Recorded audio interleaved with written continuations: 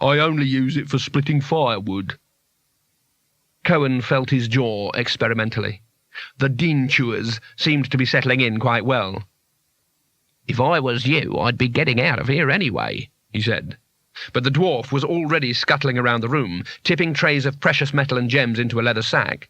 A roll of tools went into one pocket, a packet of finished jewellery went into another, and with a grunt the dwarf stuck his arms through the handles on either side of his little forge and heaved it bodily onto his back.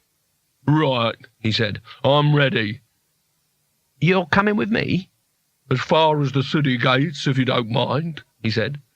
"You can't blame me, can you?" "No, but leave the axe behind." They stepped out into the afternoon sun and a deserted street. When Cohen opened his mouth, little pinpoints of bright light illuminated all the shadows. "I've got some friends round here to pick up," he said, and added, "I hope they're all right. What's your name?" "Lackjaw." "Is there anywhere around here where I can—" Cohen paused lovingly, savouring the words. "Where I can get a steak?"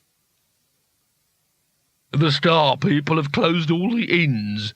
They said it's wrong to be eating and drinking when—" I know," said Cohen. "I think I'm beginning to get the hang of it. Don't they approve of anything?" Lackjaw was lost in thought for a moment.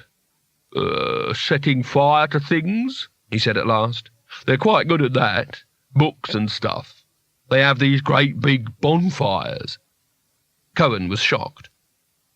"Bonfires of books?" "Yes. Horrible, isn't it?"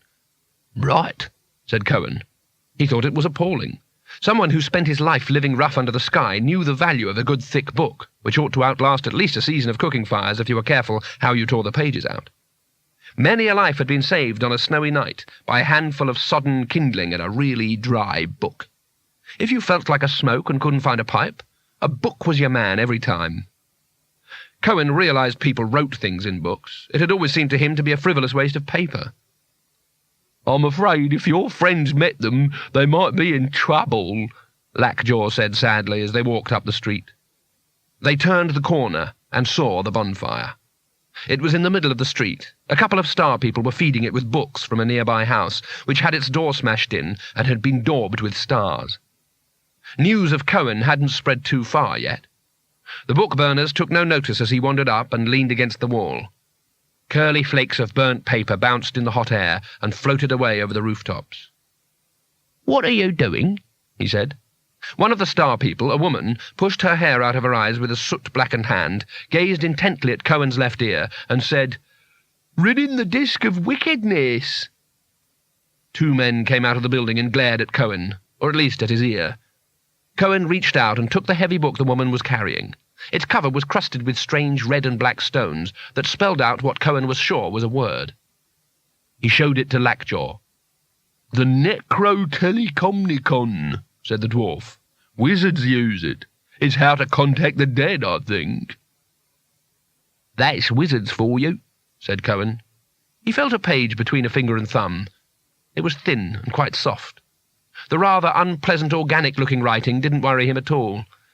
Yes, a book like this could be a real friend to a man. "Yes? You want something?" he said to one of the Star men who had gripped his arm. "All books of magic must be burned," said the man, but a little uncertainly, because something about Cohen's teeth was giving him a nasty feeling of sanity. "Why?"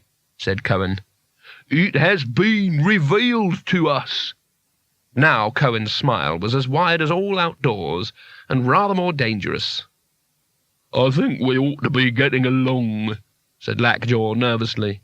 A party of Star people had turned into the street behind them. "I think I would like to kill someone," said Cohen, still smiling. "The Star directs that the disk must be cleansed," said the man, backing away. "Stars can't talk," said Cohen, drawing his sword. "If you kill me, 1,000 will take my place," said the man, who was now backed against the wall. "Yes," said Cohen, in a reasonable tone of voice, "but that isn't the point, is it? The point is, you'll be dead." The man's Adam's apple began to bob like a yo-yo. He squinted down at Cohen's sword. "There is that